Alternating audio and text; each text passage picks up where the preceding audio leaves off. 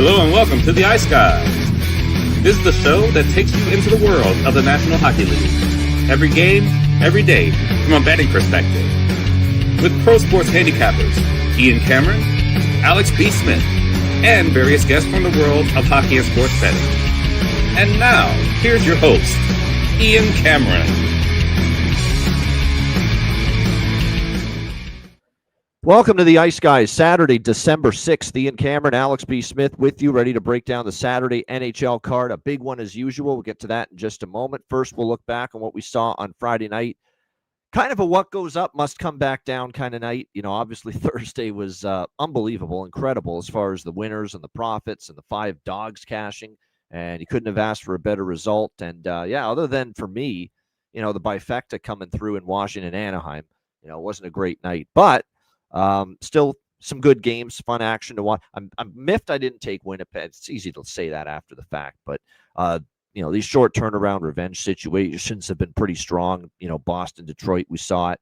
You know, it's happened quite a bit where a team loses a recent meeting, they bounce back and win the next one. Of course, Winnipeg was thumped by Buffalo 5-1 Monday in Buffalo, and they responded last night. Very solid win, 4-1.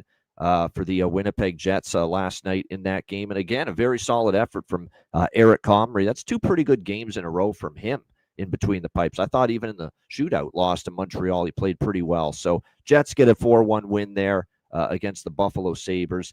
What the schedule makers are doing to Winnipeg is heinous. It's like it should be criminal what they're doing to Winnipeg. They've already been on a very long road trip. They come back home for a 1-game at-home pit stop against Buffalo, and now they're back on the road tonight on a back-to-back, no less, after just getting back home and facing Edmonton tonight. So just crazy what's happening here with this schedule involving the Winnipeg Jets. And these condensed schedules this year, man, schedule makers are really doing a number on some of these teams.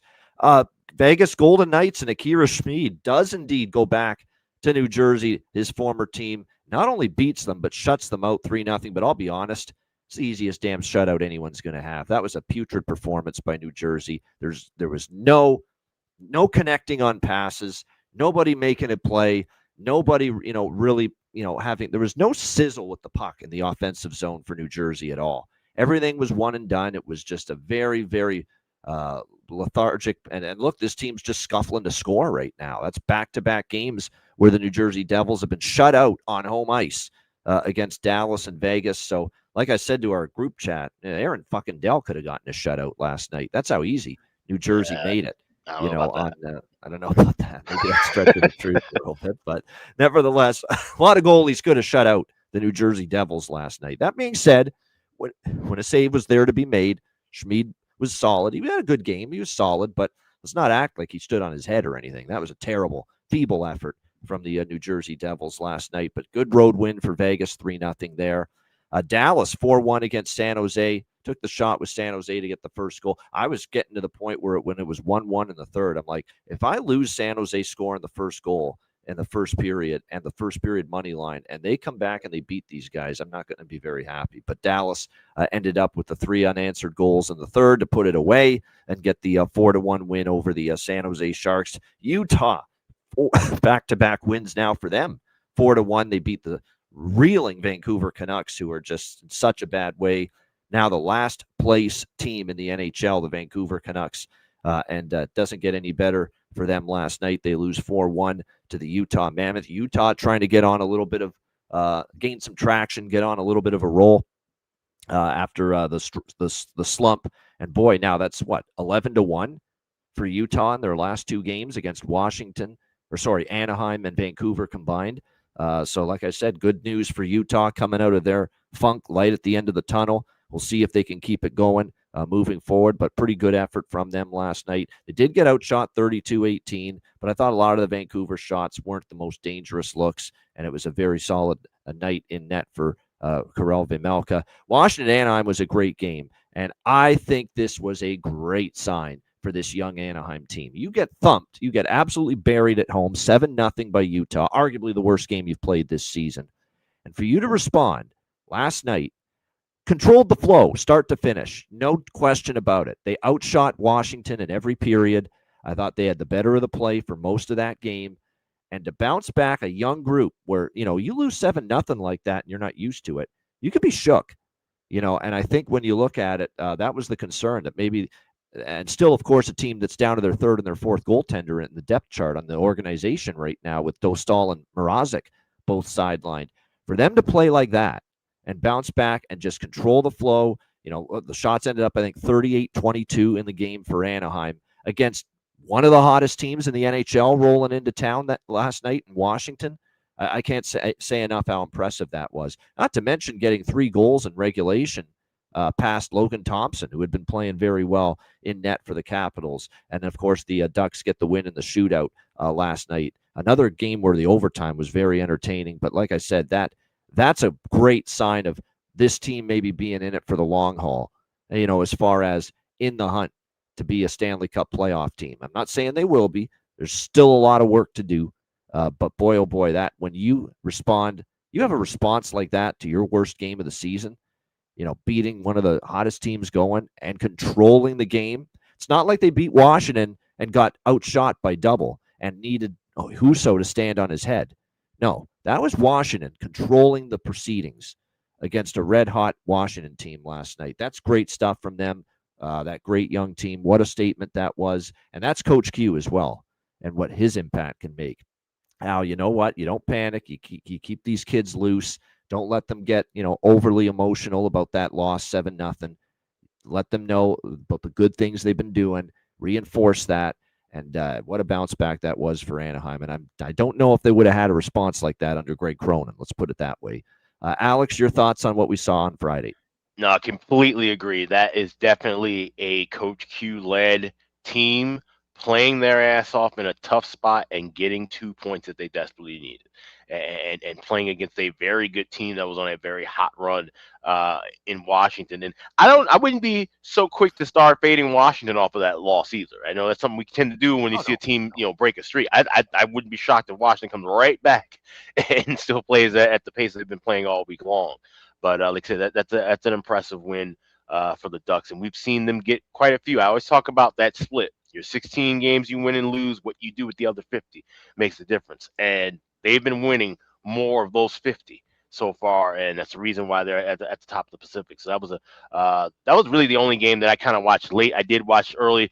Vegas, New Jersey, the 2 goals called back in the first period just completely pissed me off. I ended up watching some college hockey, took a gander at St. Cloud State in North Dakota for a little while, but I did catch some of that Anaheim-Washington game late. Like I said, Anaheim played a fantastic game, but Washington was in there too. Sucked to see Ryan Leonard, my bargain bin, get injured on a hit that really should have been a call. There was a lot of calls, I remember Terry in the chat was saying that too. A lot of calls that did not get called. That could have put Anaheim behind the 8 ball. So that's another thing too. They were fortunate. They had the refs putting the whistles, in their shirts a little bit, and that kind of helped them out as well. And sometimes you need that. Obviously, we've seen teams get screwed by referees. Sometimes the non-calls can go your way too, and that may have given a boost to the Ducks. Yeah, exactly. No question. So very solid Friday as far as entertainment. Not the best for betting, but that's okay. We got Saturday's card coming up, and the Saturday cards have been doing well. That's what I've noticed this week. The bigger cards have been doing well. It's the smaller cards that have been more up and down. So we have a big card today. Looking forward to it. We got a game that's about to begin in about 20 minutes from now, 12:30 Eastern. Face-off here, Colorado Avalanche and New York Rangers. We've got it looks like as we see here, let me just take a look at the updated numbers. It is, there we go. That's all this college basketball. I got to fucking scroll down to find it. Right. That's what's taking me so long. All these 100 and some college hoop games. There we go. Colorado minus 180, road favorites. The total here sitting at 6 across the board, pretty much here in this one. Definitely Colorado. I expect a better effort here. That was a pretty shoddy performance by their standards, the way they had been rolling against the New York Islanders the other day. It was a rough day at the office for the Avs. Defensively, not one of their better games. This is a team that had been playing excellent defense and been getting great goaltending. So to see them give up, 6 goals to the New York Islanders was definitely eye-opening. No question about that. The Rangers, we cashed a ticket with them in their last game against Ottawa, but that was more we wanted to fade Ottawa in that brutal spot. First game home off a 7-game road trip. and the Rangers got the job done. But that was on the road where they've been playing good hockey. Now they come back home where they've been playing lousy hockey. 3-9. The offense hasn't been as good on home ice. Just to get the day started, I'm on a little bit of a small Colorado team total over in this game at 3.5 at plus money. Just a small bet. The one thing I don't love for Colorado is this is a 10:30 a.m. local start in the Mountain Time Zone. So it's a very awkward early start, earlier than they're accustomed to. Does that affect them in a negative light? Perhaps, but I do like this spot. Rangers have just not shown me enough consistency on home ice. I know they won their last home game against Dallas, coming back to win, but they were trailing all that entire game, and they just kind of basically stole it at the end. They tied it in the last 2 minutes, and then they ended up winning that game in overtime. So that's not truly they didn't control the flow. Let's put it that way, at home, and that's been their issue all season long. So Colorado, if I'm not mistaken, I don't think they've lost 2 games in a row all season either. This Colorado Avalanche team. If they have, maybe it's happened one time. So I will jump in on a little Colorado team total over 3.5. I will take Colorado at plus money if they're trailing at any point in this game for sure. I will add some of the money line, but obviously not going to bet it pre-flop minus 180. Alex, your thoughts first game of the day, Avs Rangers. I'm actually going to take a shot with Rangers first goal of first period. And then, like I said, that's the thought process. If I can get Colorado, won't be plus money, but if they're down 1-0, it might be 120, 125. I think that's a more reasonable price to back Colorado in this spot. And I think if they give up the first goal of the game, like I said, with the early body clock, maybe a punch in the mouth wakes them up, and then they can get rolling. Obviously, Colorado's a far superior team than the Rangers, and maybe that's all they need is just a little bit of a shakeup. So plus 155, I'll take Rangers to score first goal in the first period, and then look for Avs live. All right, good stuff indeed. And it looks like we're going to obviously look. Scott Wedgwood is still out on the IR for the Avs, which is a shame. He had been absolutely outstanding. Mackenzie Blackwood had been playing really well as well until the last game. The whole team was pretty. That was not their best game, top to bottom. You can't pin that all on Blackwood. Blackwood certainly capable of playing better, but I thought from a defensive team effort standpoint, that was not the best from Colorado the other day against the Islanders. So whole team's going to have to play better here in this one. All right, next up, this is the second and final afternoon game here on the Saturday slate. We got Columbus taking on Florida. Florida minus 160, home favorites, 6.5 the total here in this game.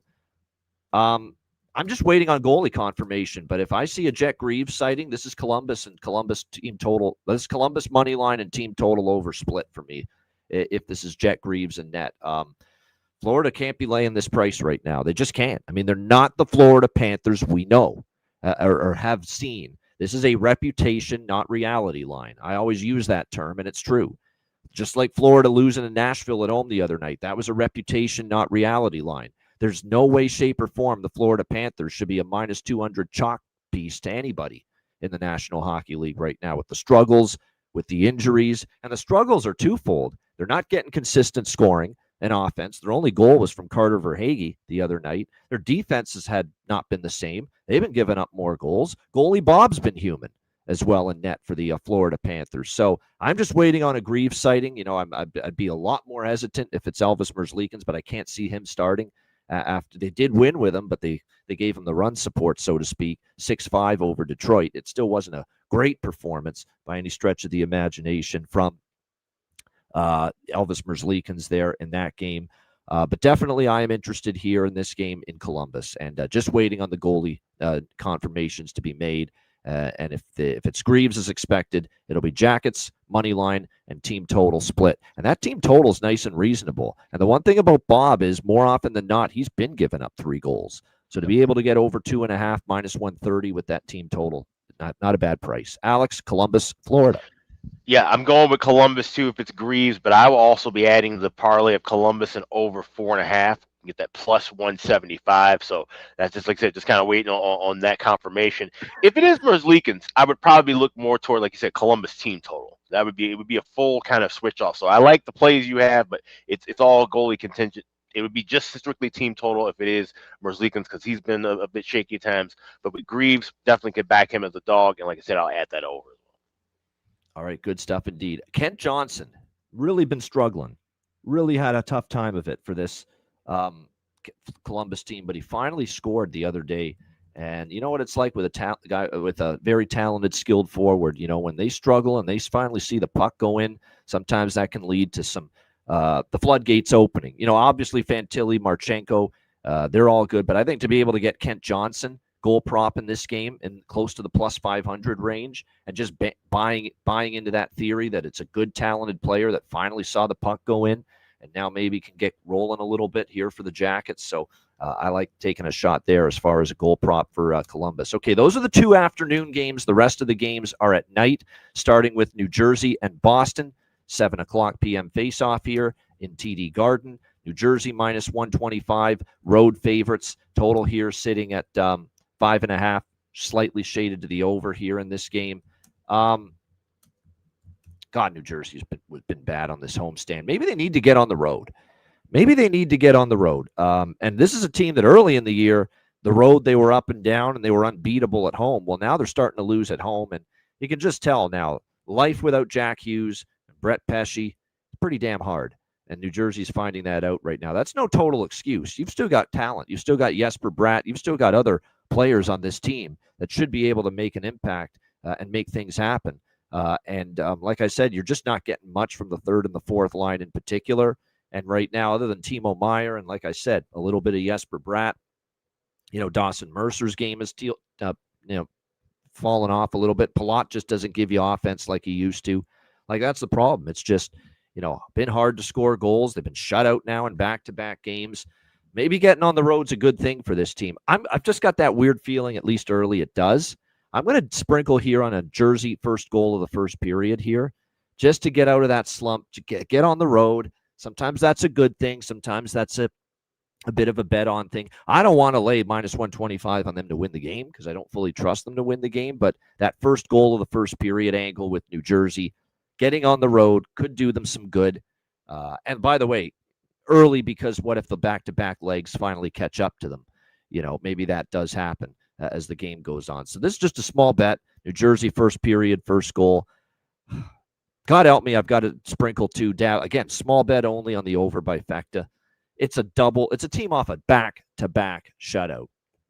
So it's, you know, it's back-to-back now where we got that system play. It didn't work with Vegas, New Jersey last night. That's the reason I'm going light on it.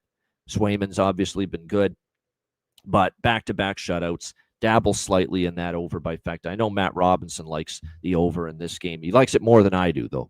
This is definitely only going to be a small bet here because after last night, I'm not fully trustworthy of the offense just opening up for the New Jersey Devils here. But like I said, team off a back-to-back shutout loss, totals only 5.5, and the 1.5 for the first period is pretty cheap as a result as well. So I will sprinkle on the first period and full game over. But again, not my favorite looks. Small bets only. Alex, what do you think here? New Jersey, Boston. Yeah, well, like I said, we kind of got screwed, those of us who had Devils in Vegas first period over yesterday. 2 goals called back, one from each side. Yeah. I'm taking a shot again here with it, minus 115. I'll look for New Jersey to score first in game. Seeing plus 120. I could probably, wait and dabble with that. But I like that first period over at minus 115. We've been seeing that cash for Boston as well. So that's the only play I have here. Don't like full game over. Wouldn't shock me one bit if this is 2-2 going past regulation. Positive, we'll see Jake Allen and net for New Jersey on the back-to-back after it was Markstrom last night. But again, that hasn't been confirmed. I'm just going to, I'll have 2 bargain bins. I'm just going to give it away. One of my bargain bins is in this game. He scored in back-to-back games. He's up there now in the top 6. Alex Steves. He's plus 550, plus 600 in some spots I'm seeing as well for him right now. So that's just outstanding value right now, and especially with the opportunity he's been given, it's definitely a bet worth looking at. He's with Lindholm and Geekie. And, of course, Geekie's been outstanding start to finish this year offensively. Steves is up there on that group right now. So, like I said, definitely that is a great value as far as I'm concerned. And a guy that's getting an opportunity and seizing it, and making the most of it right now with this Boston Bruins team. So you definitely give him credit for that. All right, next up as we continue along here, we've got St. Louis and Ottawa. Ottawa minus 150, home favorites, 5.5 the total here in this game. We should see Linus Ullmark, I would think, for Ottawa, because we saw Levi Merrillainen last time against who they play? Rangers. Against the Rangers, it was Levi Merrillainen in net. and they lost that game. Again, that brutal spot for the Ottawa Senators. We'll see how they fare here. They just played St. Louis in St. Louis recently and lost 4-3, and it was Merrill starting in that game. So almost assuredly it'll be Linus Ullmark in between the pipes here tonight for the Ottawa Senators. I have a feeling it'll be Hofer yes, it is Hofer. I'm just seeing that now. He is confirmed for the St. Louis Blues. I don't love the fact that, we've got Thomas Chabot on IR. Pinto's now out, and we know how much we like Pinto and what he can give to this team offensively. Don't necessarily love that here for the Ottawa Senators, but I just don't trust the Blues at this point in time. I mean, that's a pretty mediocre Boston team just handing it to them, the other night. Not a good sign at all. They're not scoring goals at all right now. There's a dormant, stagnant offense that is dead as a doornail right now. St. Louis, hard to fathom how things have gone just this poor for them so far this season. Meanwhile, you've got obviously Ottawa haven't played since that loss to the New York Rangers. Now they've had a couple days to, just not travel for a change, get, settled in now that they're back in Ottawa. So I could see them obviously. They should win this game. I'm going to wait though for a live price that's better than this. Maybe we get some. Maybe the Blues. The Blues are actually not a bad first period team. That's the only period they ever do something. So maybe they have a decent first period, and then Ottawa's a better live in-game price, and we'll bet them then. I think I might sprinkle on the team total over 3.5 pregame with Ottawa, because I could see them obviously getting the, Hofer's had both goaltenders now have had, struggles this year for the Blues. Early in the year it was just Hofer struggling. Well, now Binnington has had his issues lately. He hasn't been playing all that great. So I think the Ottawa team total here, you can get over 3.5 at a really good plus price. I will dabble in that. And then I'll look to see if I can get Ottawa at plus money at some point live during the game tonight. Alex, what do you think? Blues Senators. Yeah, I was looking more toward a live total. I saw 5.5 at minus $1.10. I go, I can wait and grab plus money if I'm seeing good pace early in this contest. So that's the way I'm approaching this. I do think it's interesting though. I was looking at, shout out to our guy Chris Otto. He has Ottawa tied to the under 7.5 to knock that price down to a minus 107. I think that's an interesting way to look at things too. We always talk about maybe looking for the shorter over. But there's some spots where you can maybe look at 6.5, 7.5 on a total if you like an under, and kind of knock that down a favorite price. So I thought that was an interesting look. But I like the over here if it's, we're seeing good pace, and this is 5.5 at plus money, 4.5 laying a price. That's the way I'm looking. Like I say, can't trust any one of these goalies right now, and especially for St. Louis. If Ottawa gets things rolling, they can maybe get 5 on their own. Yeah, that's kind of what I see happening here. As far as, the one thing I would say, if you like St. Louis at all right now, trust in Holloway. Holloway's been starting to heat up a little bit for this St. Louis Blues team of late. I think for Ottawa, the one thing you want to keep an eye on here is that, we've got Fabian Zetterlund on the top line now, something to maybe keep an eye on that maybe could be worth a look here in this game, getting that expanded opportunity. A long offensive drought for Dylan Cousins. He scored against the Rangers. So if you buy into what I often say, a guy that's been struggling to score, maybe getting things rolling a bit, could be worth a look.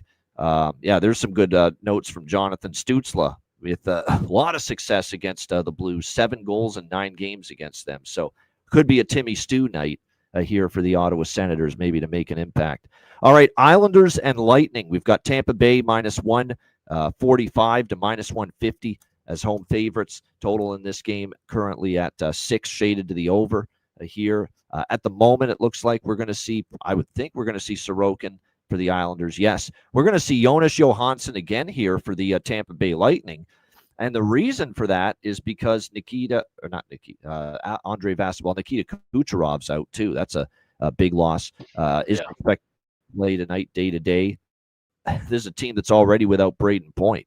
So kind of sucks, for Chernak, McDonough, Point still on IR. Now you're down Kucherov. Vasilevsky is also still out because he is dealing with an undisclosed injury. That's why John Cooper has to put Jonas Johansson in there once again. There is good news, though. There is someone back for Tampa Bay, and it is the captain, Victor Hedman. He is back for the Tampa Bay Lightning. So that is definitely some big news as far as that's concerned.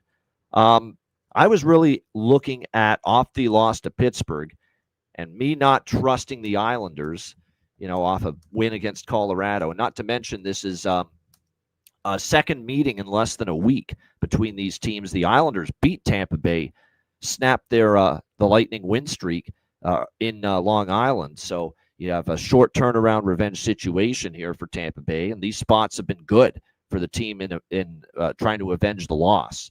Teams have been very good in this situation. Winnipeg against Buffalo last night is an example. Seen countless. I should have mentioned it. St. Louis, Ottawa, another one of those examples. But not having Kucherov now in addition to point and Noah Vasilevsky in net, I don't want to lay minus 150. My hope is maybe Islanders surprise early. And again, just like the Ottawa game, I'd rather take Tampa live in game at a better price than lay minus 150 pregame. What I will do, just like with the Ottawa game, is wait for Ottawa live pregame, bet over 3.5 team total pregame. Wait for Ottawa live in game, bet Ottawa team total over 3.5 pregame. I'm going to do the same here. Wait for Tampa Bay at a better price live in game and bet Tampa Bay team total over 3.5 pregame. Because I do think still they can get to 4 goals tonight, because I think the incentive will be there. They're off now. That loss to Pittsburgh, back-to-back losses now, one of those being against this same Islanders team earlier in the week. So even with, 2 big offensive weapons out, Kucherov and Point, I will still dabble a little bit at least in the Tampa team total over 3.5. Alex, what do you think? Islanders Lightning. I like the Islanders in the spot. I grabbed them earlier plus 125, especially once I saw it was Johansson confirmed in net. This is a good spot for the road team, and we're gonna see once again higher prices for Tampa because yes, they've been playing well, but they've been going through a lot of changes and a lot of injuries and having to shuffle the lineups. And we said it, as once guys get healthy, in due time they will be even stronger. But it's going to take time for guys to get back into that lineup. A guy like a Victor Hedman, for example, shuffling back in. So I think the Isles are live here as a dog. I grabbed plus 125. I was 6 it. Best price available at Circa is plus 130. So shop around for that. But I would not be shocked at all to see the Isles get 2 points in. All right, liking the Islanders here to hand it to Tampa 2 times in less than a week as far as a defeat is concerned. Yeah, I mean, just when they get Edmund back, now you lose Kucherov. It's like, 1 step forward, 2 steps back in the injury department here for this team. So like I said, it'll be interesting to see how it goes. Johansson's given up 18 goals in 4 starts versus the Islanders, says Jonathan. So there you go. If you like the Islanders, you like hearing that. There's no question about that. All right, good stuff. I'll lean to the draw. There's not as many draws that I love on this card. This one is not overly strong, but I might dabble in it just a little bit. This could be one of those games where we see a little bit of OT here. All right, Montreal, Toronto. We've got Nick Paul, by the way, to score a goal for the Tampa Bay Lightning. I will bet that. Toronto minus 130, home favorites, 6.5 the total in this game. Obviously, we found out an update on Joseph Woll. We knew he obviously got injured against Carolina, and we knew he was going to miss some time. We didn't know how much. The announcement was he's been put on IR. It's a week is the estimate. 1 week he'll be out for this Toronto team. So unfortunate because of how well he had been playing since he'd been back. So unfortunately now, well, it's just the way it is. Anthony Stolar's not anywhere close to coming back. It's Dennis Hildeby's net right now for the Toronto Maple Leafs. I think he was probably going to start this game regardless of the injury to Woll, but now he's definitely in. They've called up Artur Akhtiamov from the Toronto Marlies, a guy that's been 3.04 goals against, 896 save percentage down there. Again, I'm always leery when I see those kind of numbers at the American League level, expecting success at the National Hockey League level. It's not necessarily easy to expect that. I think when you look at this matchup here, though, with Montreal and Toronto, this is such a difficult side for me for multiple reasons. Tons of moving parts. Toronto starting to heat up, play better, playing well at both ends of the ice. They're finally getting healthier. Matthews, Nyes, most of their blue line, with the exception of Brandon Carlo, are back. And, of course, Tanev's still out. But everyone up front is healthy now.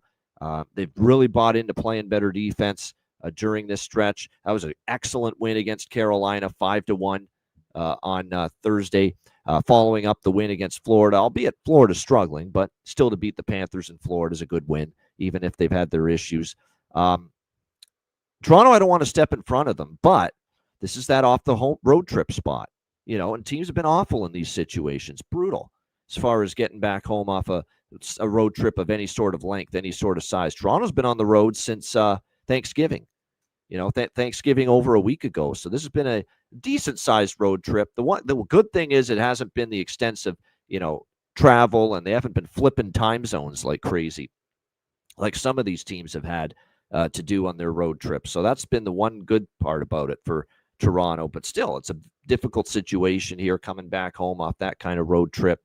And they just got buried by Montreal recently 5-2, and that was when the team was just absolutely crushed and depleted by injuries, in that game. So I know they're going to want to they've obviously talked about it. Matthew Nye said it yesterday. We know we lost to these guys in Montreal. We want to get them back. So it's a very, very tricky game from a side perspective.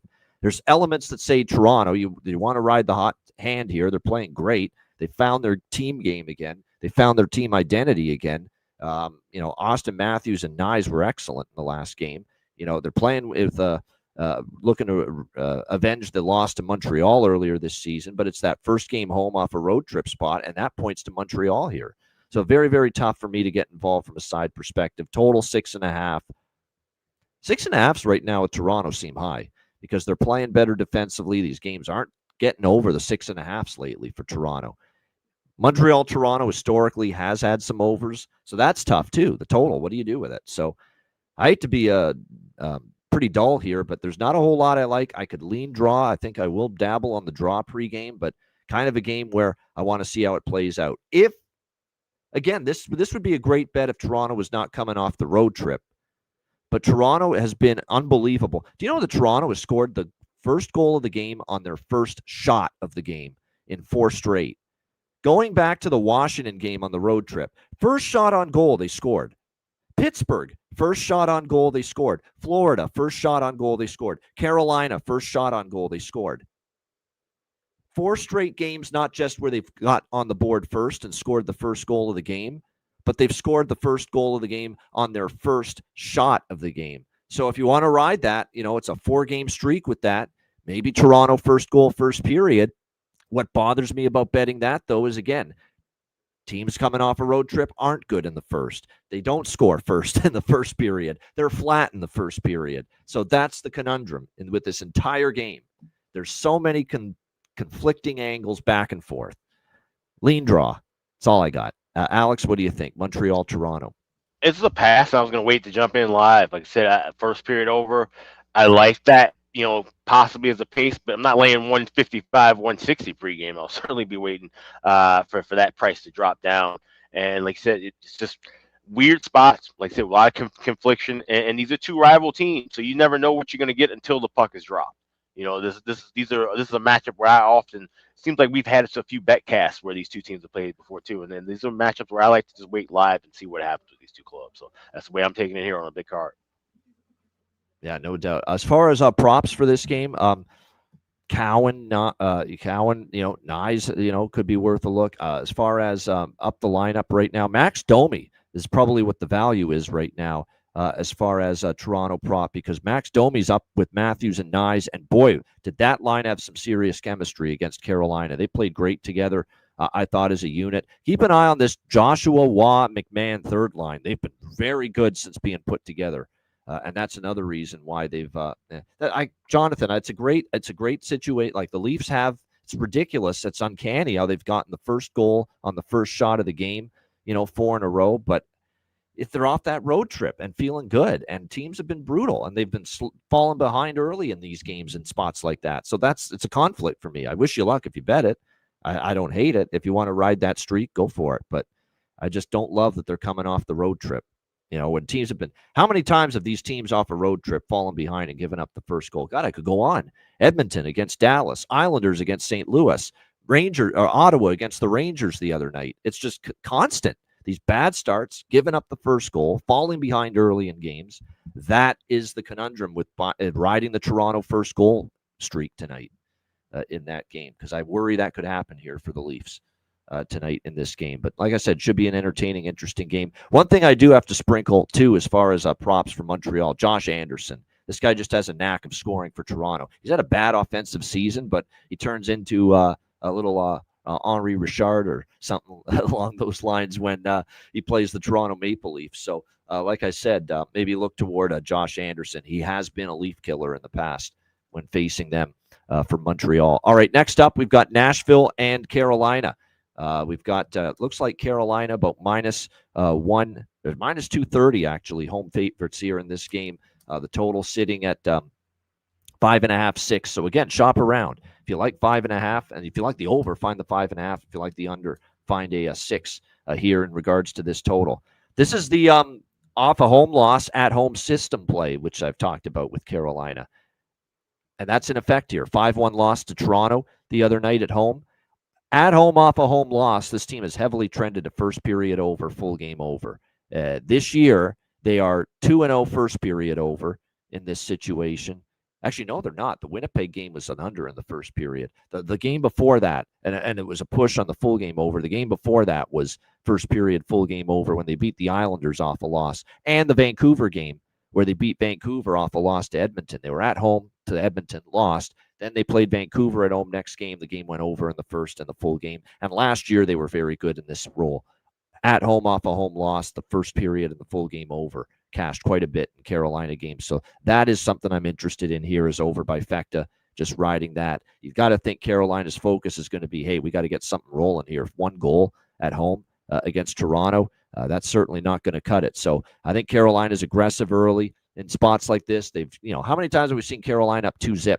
In the first period when they're off, the kind of home loss that they suffered the other night against Toronto. So I like the over by Fecta. I am not coming back to Nashville tonight. I'm going to take my money with them against Florida and say thank you because that line was just – and I hate this Predators team. I don't think they're very good. I think they're garbage. And even I took them against Florida in that great 5-dog winning Thursday night for me because I thought that price was just astronomical and absolutely absurd with the Florida Panthers. But now, no Nashville for me tonight. I do think Carolina wins, but obviously not at this price. Who's going to be in net? Now, they have not, Rod Brind'Amour has not been starting Freddie Anderson on back-to-back games. He's been pretty adamant about that. He's been pretty consistent with that. So I know sites have Frederik Anderson listed, but I don't think it's going to be him. I think it's going to be Brandon Bussey. From all indications. Not to mention, I don't think Kochetkov is quite ready to come back. He's back on the ice. He's, getting involved in some drills again, but I don't think they're ready to put him back into game action quite yet. So my guess is Brandon Bussey starts tonight, but again, that is not confirmed as of yet. So for me, over by Fecta is the only thing I got pregame here in this one. Alex, what do you think here? I will say the Predators have played well against the Hurricanes. For those that like the Nashville side, they have played this team can't explain it, but they have. And they've actually beaten Carolina here at Lenovo 3 straight times, if you can believe it. Nashville has won 3 straight times here in Carolina. I just don't want to go up against Carolina tonight off a loss like they suffered against Toronto, because I'd expect their A game or something close to it. Alex, what do you think here? Predators, Hurricanes. I kept it simple, and I grabbed the draw at plus 370. We're getting an inflated price, and like you said, this could be one of those spots where we've seen the Canes in a game like this where, they should win 4-1, win 5-2, and then all of a sudden, like I said, they're a little sluggish. They let Nashville get out to a lead, and then they have to kind of claw themselves back into it. Next thing you know, this game ends in an overtime or a shootout. So I will be taking the draw here, plus 370, and maybe look for some looks in game as well, anything towards Carolina. Suddenly, Nashville's 5-1 to the over as well in their last 6 games. That's been a combination of the offense has been a little bit better, and the defense and goaltending is still, night to night. You're never quite sure what you're going to get from it. I think Steven Stamkos heard the trade rumors involving him because suddenly he's starting to percolate offensively. He scored in back-to-back games for the Nashville Predators, including the game winner in overtime against Florida on Thursday night. So what I would do here is maybe look towards Stamkos here as far as a goal prop, maybe spotlighting himself maybe for a potential deal. His name has definitely been bandied about as far as trade rumors are concerned. So like I said, all of a sudden he's been picking it up a little bit. I think for Carolina, as far as props that I'd be interested in, Seth Jarvis has been pretty strong. Even Gostisbehere from the blue line has scored in 2 of the last 5 games, and you're getting one hell of a price. He's shooting the puck quite a bit. I think Jackson Blake has been noticeable every single time that we have seen Carolina plays, so maybe you look toward him as far as props go as well. For those of you that are into college football, there's potential for chaos with this playoff scenario, because especially if a certain team called the BYU Cougars wins and they are up 7-0 on Texas Tech, this whole playoff thing goes haywire if BYU wins. Yep. It opens the door for such incredible chaos. Who's going to get those last spots? So, like I said, that is definitely something to keep an eye on for those of you into college football. So just wanted to make mention of that. All right, next up, we've got Utah Mammoth and the Calgary Flames. Calgary, minus 115 to minus 120, home favorites. The total here sitting at, looks like 6, shaded to the over at most spots. You can't bet everything, and for me, this is the won't bet it game. Don't even love watching it, quite honestly, here with Utah and Calgary. Calgary with a nice win. This is the one team off a road trip that did get it done, against Minnesota the other night. Solid win for them. Terrible effort that was from the Minnesota Wild, which John Hines, rightfully so, criticized them for after the game. But you got to give Calgary some credit for that performance. Looks like tonight, Vitek Vanacek on a back-to-back for Utah is what we should see in net. With Vejmelka getting the nod against Vancouver last night. I don't trust Vanacek. His numbers have not been great. I remember him getting the hook the last time we saw him against the San Jose Sharks in that 6-3 loss, and he gave up 3 goals. Actually, no, he came in relief for Vejmelka in that game. Still gave up just 3 goals on 21 shots, which isn't great. 2-5, 3.11 goals against, .869 save percentage here for Vanacek on the season. I'm seeing Devin Cooley listed as the goalie, but I don't know if that's going to be the case. I mean, Dustin Hungry like the Wolf. Dustin Wolf was in net against Minnesota, played very well.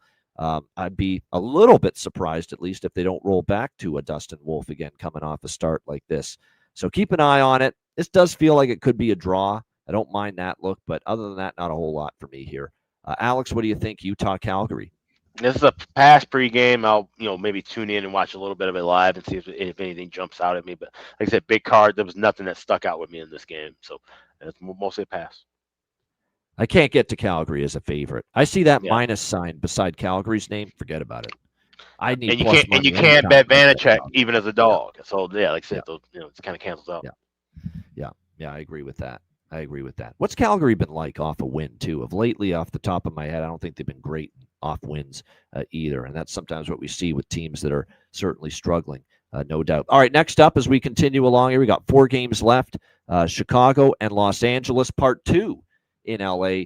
We've got it looks like Los Angeles minus 180, minus 190 home favorites, 5.5 the total in this game. Now, I don't love Chicago nearly as much here as I did in the first meeting, and they do have a game with Anaheim on deck tomorrow night. But there's no freaking chance I'm taking Los Angeles. No way.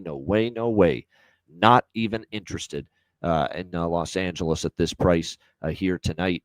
It looks like as far as the starting netminders, I thought all along Soderblom was going to start here. I was pretty sure Jeff Blashill was not going to start Spencer Knight in both games against LA. Knight will get one against LA, Soderblom will get the other, and Knight will come back against Anaheim on Sunday night. That's what I thought was going to be the goalie setup all along. But like I said, again, certain issues here as far as whether that's going to be the case or not. Teravainen, by the way, day-to-day for the Chicago Blackhawks. He ended up, obviously, he got hit with a puck in the teeth the other night against the LA Kings. So like I said, we'll have to see if he's able to suit up. He might. Remember, this is just dental repairs that he's going to need. But like I said, questionable right now for this game. This could be it for Jim Hiller, our favorite numbnuts coach, because if they have another sterile, shoddy, feeble, lethargic effort and a loss again tonight against this same team they lost to the other night, Chicago, this could be it.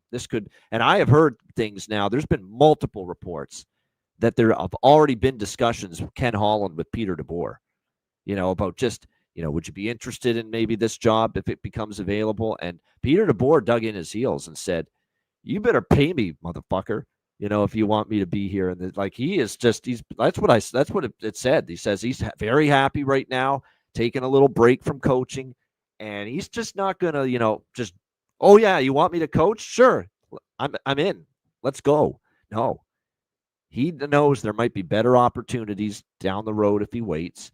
He knows that, I don't think he loves the whole scenario and how this thing's being run right now with the LA Kings. I don't freaking blame him one bit if he feels that way. So, like I said, I think this could be a situation where he might just be thinking, you know what? I don't know if this is the gig that I want right now. I might hold out for something better. And if these guys really want to make me the next head coach of the Los Angeles Kings, they better pay me and they better sweeten the pot in order to make it happen. That's kind of where I think Peter DeBoer's head is at right now, where his thinking is as far as that's concerned. But there's no doubt multiple reports have said that Holland's been in discussions with DeBoer about possibly taking over for a dismissed Jim Hiller, even though obviously that move has not been made yet. Could be made after this game, in my opinion, if Chicago beats them again. But like I said, there's just something about this spot. I don't love it with Anaheim tomorrow. This complacency set in for the Young Ox. They already beat him the other night. But I'll tell you this, it's a Chicago or pass game. No question about it. There's no chance I'm taking LA at this price ever against anybody. Alex, what do you think here, Chicago, LA? I did take a small sprinkle with the draw here. And like I said, still waiting to see on goalie confirmations because it's interesting that you're seeing Knight listed, but I still wouldn't be shocked if this ends up being a Soderblom start. Like I said, definitely keep an eye out for that. But I could see where LA's got to fight hard in this one. And the draw should have really come through in the last game. Like I said, that 6-on-4, all the time in the world and chances that LA had, they just couldn't do anything, couldn't get any solid solid shots off on Knight in that last couple of minutes, that 90-second frame. This definitely feels like it could be a game where maybe the Hawks, like I said, you've been in LA for a couple of days. You've got the bigger matchup, I would assume, with Anaheim on deck, team that you've already played really tight in the last couple of meetings. This one could maybe be a game where it feels kind of tight, kind of close, and goes to overtime or even a shootout. I don't even have an overtime game winning bet in this one. I'm just strictly going with the draw, and I'll add anything on, like I said, once goalies are confirmed, and then, of course, watching this game live. I mean, this is a spot where they're supposed to have a hell of a start. LA, come out of the gate storming. Come out of the gate storming in this game, and I actually don't mind what Aaron's thinking, the over here. Sneaky. Because sometimes I like that. Back-to-back games. The first game was an easy under, 2-1 the other night for Chicago. And especially if it's Soderblom and net, I'm gonna maybe take a shot at a very, very cheap 5.5 to the over. But again, I'm waiting on that. I don't want it with Knight. I'd be interested in it with Soderblom. And sometimes I like that, where other game, low scoring, quick turnaround, we see the goals come in next time. And LA's got to start fast. You got to be on your toes. You got to throw pucks at the net. You can't be fiddly fooling around, tiptoeing your way into hockey games like they've done the last two games at home against Washington and Chicago. That's what's got them in trouble. We've talked about this all week. They only show up and start playing hard and playing their best and playing aggressive and on their toes when they fall behind. LA, that's been their pattern. They have to be punched in the mouth for them to wake up and play, better. And that's gotten them in trouble. You can't play catch-up hockey all the time. And LA is doing that way too much. No doubt about it. All right, next up, we continue along here. We got Detroit and Seattle. Detroit minus 130 road favorites, 5.5, 6 the total in this game. Matt Robinson talked about this, and I brought it up because I know Matt brought up this game and the total in this game. On yesterday's show, he liked the over, and I leaned that way for sure. But then when he was talking about it, I looked up the series history, and 7-0-2 to the over in the 9 all-time meetings, Red Wings versus Kraken. 7-0-2, 7 overs, no unders, 2 pushes, and all 9 games between them have had at least 6 goals, which is significant with this total being 5.5 in a lot of places. So, like I said, it's definitely at 5.5. For me, it's an over. Even though part of me is a little bit concerned that we got Detroit off a loss where they gave up 6, Seattle off a thumping to Edmonton where they gave up 9, and we got both teams just Katie bar the door and just tight as a duck's ass as far as a defensive game from both sides, and it's like a 2-1, 3-1 snoozer. I am concerned that happens here, but how do you argue with the series history? You can't. 7-0-2. To the over. The series history overs have been phenomenal. Not good, phenomenal as far as the results. If you've been betting overs based on strong over series history between the two teams, you're cashing one after another. You cashed with Ottawa, Montreal. You cashed with Buffalo, Philadelphia. You cashed with Detroit and Columbus the other night. I could go back even further. All of these strong series history overs have been hitting. So I'm on it. Detroit, Seattle over 5.5 here in this one. That's the only game bet I've got here. As far as the side goes, Seattle feels like Seattle's got a little value as a home dog here. We'll see. And another thing, too, with the Seattle Kraken is Joey Decord's hit a wall. He's had a rough go, man. He'll get it back, at some point. But right now, he's not in his good form at all. He got pulled, obviously, in the Edmonton loss. Grubauer took over. We'll see if Lane Lambert goes back to Joey Decord here in this game tonight. It hasn't been confirmed. And another thing that's probably good for the over is John Gibson's in net for Detroit. We've talked about this with John Gibson. When's the last time he's given up fewer than 3 or 4 goals in a start? It's been a very long time. They got John Gibson to be the number one, and he hasn't been good enough to fully grab the number one spot away from Cam Talbot. That's how much of a struggle it's been. 3.62 goals against, .868 save percentage. Yeah, here's Gibson's game log. 4 goals allowed to Boston, 5 to Tampa, 5 to the Islanders, 5 to Buffalo, 4 to Chicago. He did have one good start against Vegas. Looks like a mirage now because it's the only one he's had since the beginning of November. And he gave up 4 to Anaheim before that. So he's been a 4-5 goal machine as far as allowance is concerned for John Gibson in recent starts. So, yeah, over 5.5. I like it. Bank on that series history. Alex, what do you think here? Red Wings, Kraken. Yeah, I like the over. I bet that yesterday. I actually got minus 128. Now, but like I said, minus 130, 134 still available. I like it all the way up to 135. Otherwise, we'll try and wait in game if it moves to 6 everywhere. I also like the draw here and shop around. I don't know what FanDuel's on. FanDuel's, in fact, for the last game too, they had plus 280 for Kings Hawks and plus 290 for Red Wings Kraken. And I get it. Kings and Kraken are teams that have gone overtime a lot, but definitely shop around. MGM has the better prices for those. You can get plus 345 here with this draw, plus 325 on the other game. So definitely shop around with the draw, but I like that over even more. I'm going to take a shot with the old wily veteran. Why not? 2 games in a row with a goal for JVR, James Van Riemsdyk, or as one Donald S. Cherry once called him, James Van Beesbrook for the Detroit Red Wings. That's an all-timer from Don right there with that. That, and of course, Oliver Ekman-Larsson as Oliver Lawsome Tossum. I think those were like 2 of his absolute best name butcherings in the course of his coach's corner career. But yeah, definitely James Van Beesbrook, JVR, James Van Riemsdyk, I think might be worth a look here as far as goal prop, plus 700. And again, he scored in back-to-back games here for the Detroit Red Wings. So maybe a shot there with that. Okay, let me just double check here on a couple of things. Yeah, we don't have the goalies for Seattle confirmed anywhere yet. This does not impact my decision, though, on the total, whether it's Decord or whether it's Grubauer. I do still think the over is that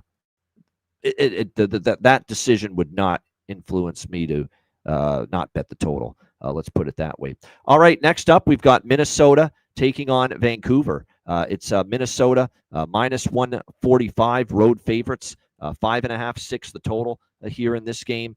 I bet this overnight because I figured the line could only go up, and at least at the time when I bet it, it was still below the threshold, if you will, because I don't lay more than minus 150. I got in at minus 140 on Minnesota overnight, and I still like them at minus 145. John Hines, very, very upset with the performance against Calgary. Rightfully so. We saw it. Even Terry Edelman, big Wild fan, our good friend of the show, was talking about how just awful of a performance that was by the Minnesota Wild in that game. So I would expect them to have a strong bounce back effort here tonight. We're likely going to see Jesper Wallstedt, the brick wall, right now for the Minnesota Wild because John Hines has been alternating Gustafsson and Wallstedt back-to-back starts. So I think definitely when you look at this matchup, Wallstedt should be in net. Looks like on the back-to-back, there's a good chance we see Nikita Tolopilo here for the Vancouver Canucks. That's probably who's going to start after Lankinen last night. And obviously, Tolopilo is very, very inexperienced at the NHL level, still trying to get his feet wet. Numbers aren't great. 3.56 goals against average, 892 save percentage in his 2 starts for the Vancouver Canucks going into this game here tonight. So we'll see how that plays out. But I just don't know how you bet this Vancouver team right now. They're god awful. The body language stinks. They're not scoring now, which they were during that over streak. And now you got to face the hottest goaltender going right now, and a team that defensively is probably going to be locked in after that debacle against Calgary. So Minnesota minus 145. I'm even going to consider tacking on, once Wallsted's confirmed, which I fully expect, Vancouver team total under 2.5, at a plus price. How do you trust Vancouver to get 3 goals in this game against this guy? He's been absolutely incredible. They're not scoring right now. They can't put the puck in the ocean. As a hockey team, a consecutive game streak of 2 goals or less for Vancouver entering tonight. So that team total under. I don't bet many of those, but I might add that with Vancouver under 2.5 at plus money. Alex, what do you think? Minnesota, Vancouver. Muted. You got me now? All right. Taking at this price right now with this money line, you can really just go on and lay the team total flat 3. Same price, minus 145 at MGM, and that's the way I'm going to play this. Just give me the 4 goals here against, as we were joking in the chat, Topo Chico, the key to Tolopilo. Not one of the better goalies, and obviously Vancouver just in really bad form.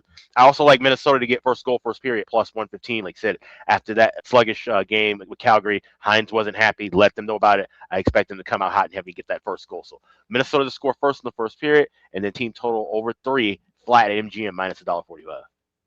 Yeah, I think that's not a bad option too. The first goal, first period, because you're right. He definitely wasn't happy with his team. There's no question about that after that loss to the Calgary Flames. So I'd expect better here from the Minnesota Wild tonight against a struggling Vancouver Canucks team. I'm just looking at the line combinations here for Minnesota, and I'm probably going to go back to the well here with Hartman, with Kaprizov and Zuccarello. He's still up there on the top line. So, like I said, value remains there with him. Now, again, this Winnipeg team hasn't been lighting it up. They've been relying on their defense and winning low-scoring games. But I do still like the value that we're seeing here tonight with Ryan Hartman up on the top line with Zook and Kirill the Thrill Kaprizov. All right, our final game for this big Saturday card, Winnipeg, Edmonton. How would they do this to Winnipeg? I have no idea. They have a big, long road trip back home for 1 game against Buffalo, and now you're back on the road and on a back-to-back, no less, against the Edmonton Oilers. Edmonton minus 200 home favorites, 6.5 the total in this game. Nice win for Winnipeg last night, 4-1 against the Buffalo Sabres. We'll see how they fare here on the back-to-back. We saw Comrie deliver last night, play well, back-to-back good starts for him. But obviously that means that with Eric Comrie starting last night, we're likely going to see Thomas Milic get the start tonight for the Winnipeg Jets in this game. He turned aside 15 of 17 shots against Buffalo in relief of Eric Comrie in that game. The overall numbers, 3.64 goals against average, 882 save percentage. He lost 5-1 against Carolina on the road in his only NHL start this season for the Winnipeg Jets. So, like I said, we'll see how he fares here in this one. Yeah, I like over here, 6.5. I think Edmonton now has got their offense going a little bit. The 9-goal outburst against the Seattle Kraken is exactly what the doctor ordered for a team that's struggled on home ice and not always been able to score goals on home ice either. I think definitely Edmonton will find the back of the net here in this game tonight. That being said, we got Skinner getting the start here for the Edmonton Oilers. Last 2 starts, he's been a lot better. 1 goal over his last 2 starts combined, the shutout against Seattle, and then just the 1 goal in the 1-0 loss to Minnesota. The numbers are still up and down, and now that he had obviously Pickard starting the other night, is he thrown off a little bit? You know what it's like when you get Skinner off a couple of really good starts. Sometimes there's nowhere to go but down a little bit for Stuart Skinner. And the one thing about the Jets, too, is, they're still capable at the offensive end, at least a little bit. So, like I said, I think they can chip in a little bit here as well. So the over 6.5, I'm going to wait for a better over 1. Like the over 1.5 is just too pricey first period. So I'm not turning it into a bifecta pregame. Just the full game over 6.5. I do lean to the Oilers team total over 3.5 here as well. I do. Might get involved with that, but I think Winnipeg's going to chip in as well. So I like that full game over. So maybe a smaller look to the Edmonton team total over as well. Alex, final game on the board. What are you liking here? Jets, Oilers. Once again, kept it simple. I went with Jets first goal of first period plus 155 because we've been seeing that trend with Edmonton giving up first goals at home. So anything else I add will be in game live, but I'm definitely liking that as a pregame play. Yeah, I didn't bet that tonight, but it's still 7-2 in the last 9 Edmonton home games that they've given up the first goal of the game, and it's been in the first period. 7-2. Obviously, it didn't happen against Seattle, but still, long term, they've had a propensity to give up the first goal of the game here on home ice. So I don't mind you taking a shot at all with. And by the way, Winnipeg, we expect them to have their legs early, and then they dissipate as the game goes on. That's usually how it works here with the back-to-back situations. As far as props go for this game, I mean, it's hard to bet anyone but Velarde, Scheifele, and Connor right now. Those are the only guys really consistently contributing at the moment, but they are playing good, but they're not getting tons of depth contributions right now as far as scoring. For Edmonton, Matt Savoy, Podkolzin with Draisaitl. There's probably value with both of them in that on that second line, so something to keep an eye on. They haven't always been getting much from the Fredericks and Lazars and Janmarks and Mangiapanis. You know, they've all cooled off a little bit, but like I said, definitely I think Savoy and Podkolzin offer up the greatest value for Edmonton props in that game tonight. All right, great stuff. Shout out to everyone in the chat. Hit the like button. We appreciate it very much. We just want to remind you, too, before we get to the ads and the bargain bin and best bet, that we did announce earlier this week our next Ice Guys live betcast Tuesday, December 16th, 7 o'clock p.m. Eastern time, so about a week and a half from now. It's basically going to be the Ice Guys Christmas party. That's essentially what it's going to be about a week before Christmas. Our last betcast of the year, free for all, open to the public. So make sure you join us for that Tuesday, December 16th, 7 o'clock p.m. Eastern time. Of course, check out wizardsportspicks.com. I'm there, Alex B. Smith, Matt Robinson, tons of great handicappers, a great roster, tons of great streaks going on right now. It's certainly been an awesome week on the site for me with NHL, and college basketball has been great on the site as well. So make sure you check it out, wizardsportspicks.com. I'll be doing the Beyond the Lines video for Sunday, so check that out as well on the YouTube channel. And, of course, patreon.com/Ice Guys, $10 per month. Goalie charts, totals charts. Of course, plenty more as far as bonus content, more exclusive live betcasts coming up in the new year. And, of course, every single day, our daily betting card gets posted. Sides, totals, player props, posted each and every day on the Patreon page. So what are you waiting for? Get on board if you haven't already. Your subscription and membership goes a long way to supporting the show and keeping it going long term. So check it out. $10 per month, patreon.com/Ice Guys. And also check out the Ice Guys store, iceguys.myspreadshop.com. 2 days left to save 20% off as part of Cyber Week. 20% off everything. You hit the redeem button at the homepage, add your items to your cart, and 20% will be taken off the checkout.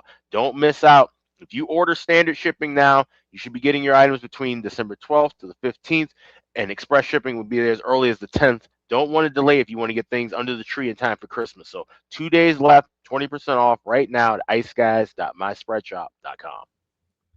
Yeah, make sure you order now. You want to make sure you get your gear and your merch so you can put it under the tree for Christmas Day. All right, bargain bin special of the night and best bets coming up right after we hear from our great Ice Guys sponsors.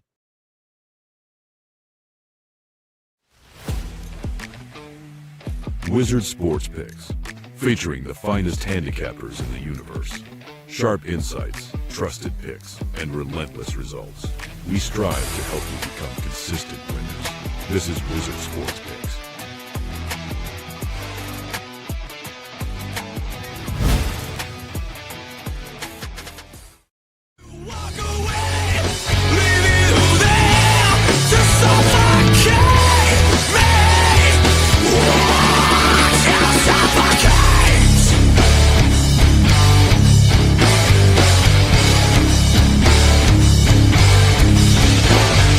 Please for yourself with my love is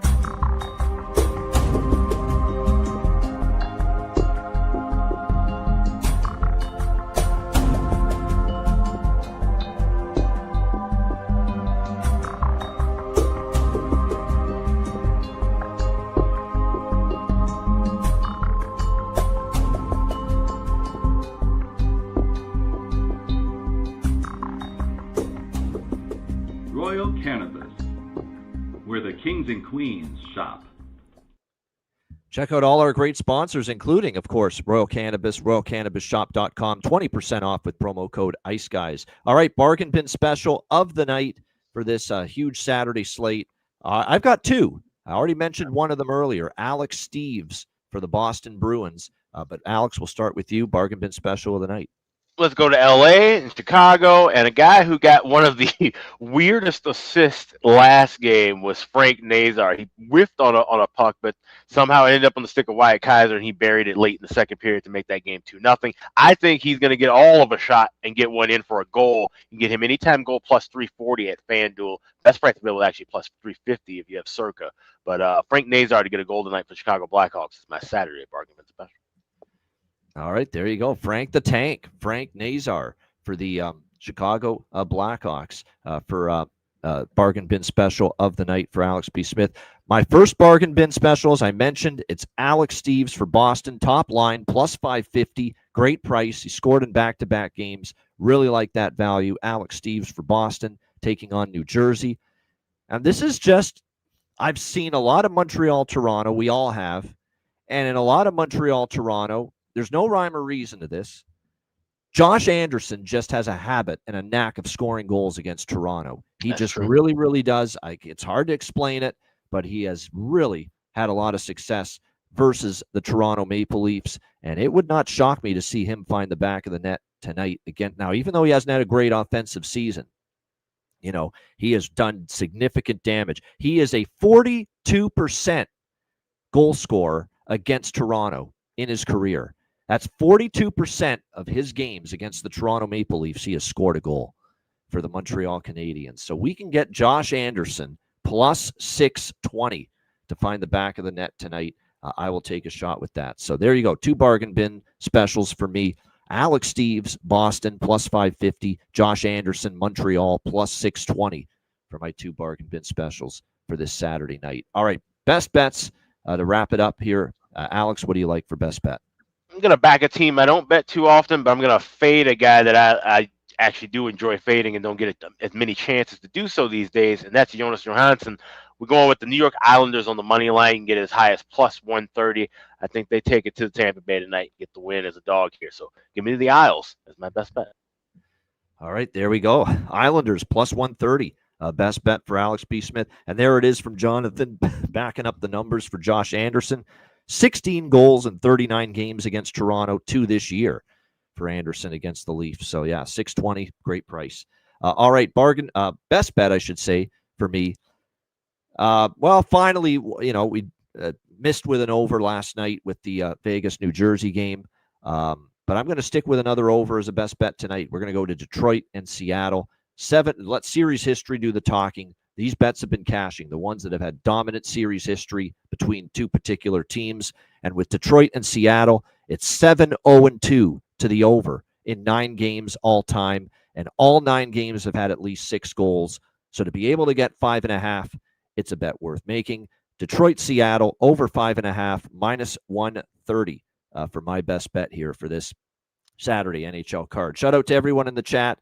Hit the like button. We appreciate it very much. And thank you for joining us here on this Saturday edition of the Ice Guys show. A reminder, the Ice Guys is live 7 days a week, Monday to Friday, 2 p.m. Eastern, Saturday and Sunday, noon Eastern. By the way, Monday's show, 2 p.m. Eastern. Yay! Yay! We're back at our regular time on Monday just for this week because we're not doing our first bowl preview show, Connor and I, until the following Monday. So we will be on at 2 p.m. Eastern this Monday. So make sure you join us for that. And check out the podcast whenever you can't watch the show live. For Alex B. Smith, I'm Ian Cameron. Have a great Saturday. Enjoy the games and good luck. And we'll be back Sunday, noon Eastern, for another edition of the Ice Guys.